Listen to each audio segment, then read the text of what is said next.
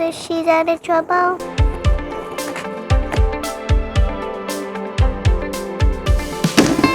I recently made a video about sex in the Bible, kind of like as a follow-up. Today we're going to talk about the top 3 sexiest passages in the Bible. This is not a crazy explicit video, but if you have kids around or at work or anything, just make sure you know. So let's go.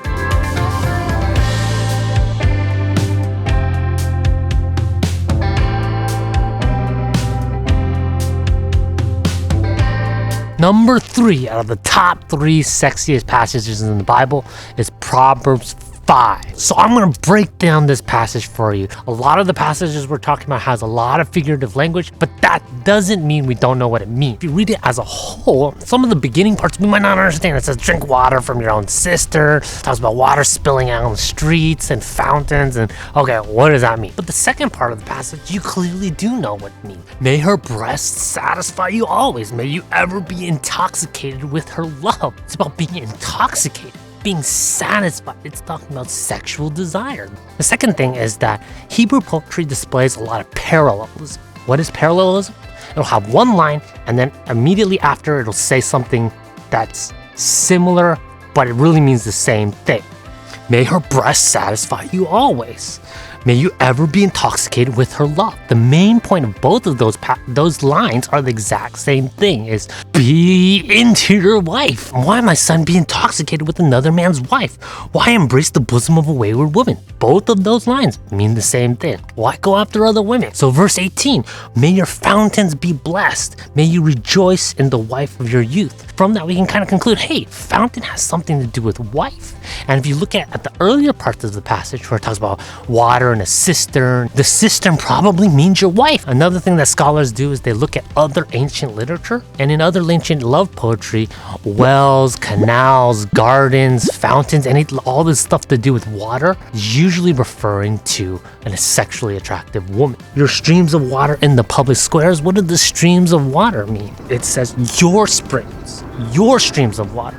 The streams likely has to do with that desire. That's the main point of this passage, is your sexual desire needs to be contained by your well, by your wife. Your sexual desire shouldn't be spilling out into the streets. The analogy here is between a satisfying, awesome drinking water that's so fresh and intoxicating and beautiful and satisfying. And that's how Proverbs 5 characterizes sexual desire. So this passage is really teaching us that our sexual desire is a good thing, and it's best when it's contained in our own well or our own freshwater cistern or our own freshwater fountain.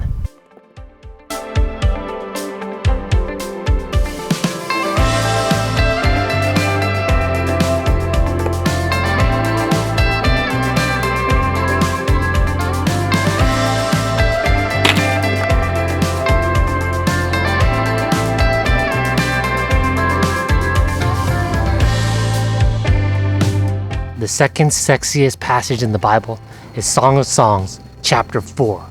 You are a garden locked up, my sister, my bride. You are a spring enclosed, a sealed fountain. Just as in Proverbs 5, Song of Songs, chapter 4 characterizes the bride, the woman, as a fountain. So you can see that this imagery of a woman as a fountain, as a spring, as a well is all through the Bible. But one of the big mysteries of this passage, does a fountain refer to more? Does it refer to something more specific? Does the garden refer to something more specific? Some commentators look at the entire chapter of Song of Songs chapter 4. It starts at the head, it goes to the eyes, then goes to the lips and neck, and then talks about the breast. And then once it starts getting lower, it starts getting more figurative, but you know what he's actually talking about. And if you look at other ancient Near Eastern love poetry, erotic poetry, ancient love poetry never directly says body parts. Like Egyptian love poetry, it says canal, fountain, garden. Those things specifically mean body parts. And Song of Songs uses the exact imagery.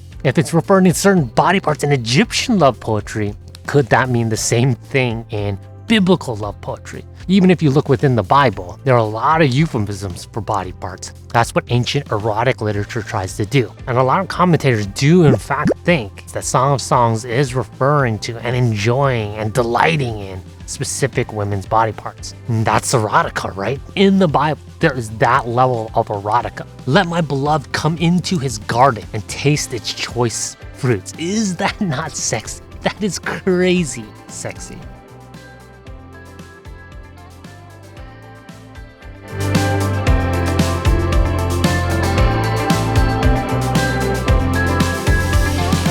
The last passage we got here is Song of Songs 5. Once you realize that Song of Songs is not shy about being a little bit more explicit about sexual activity, you will read Song of Songs 5 with brand new eyes. My beloved thrust his hand through the latch opening.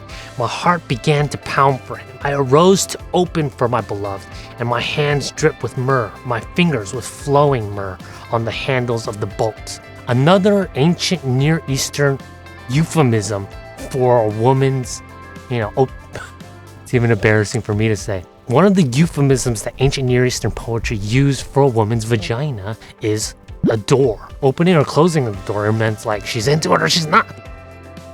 And then in verse 4 it says, my beloved thrust his hand through the latch opening. This is like embarrassing for me to even read this stuff. But sometimes people think that a hand is a euphemism for a man's, penis. But even if it's not, it's still very sexual here. And now you guys know why I consider this the sexiest passage in the Bible. Number 1, this is the Bible. The Bible talks about sex like this. Do we view sex like this? Are we that into it? Are we that unashamed, unembarrassed?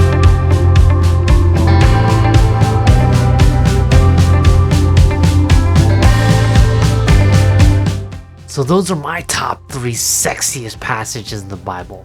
If you think I missed something or you have another passage you want to suggest, put it in the comments below. I'd love to hear it. Don't you guys think the Bible is a super crazy, interesting book? If you want to hear more about it, I got some other videos for you, so please subscribe, hit the bell to get notified, and we'll see you guys next time. Thanks for watching.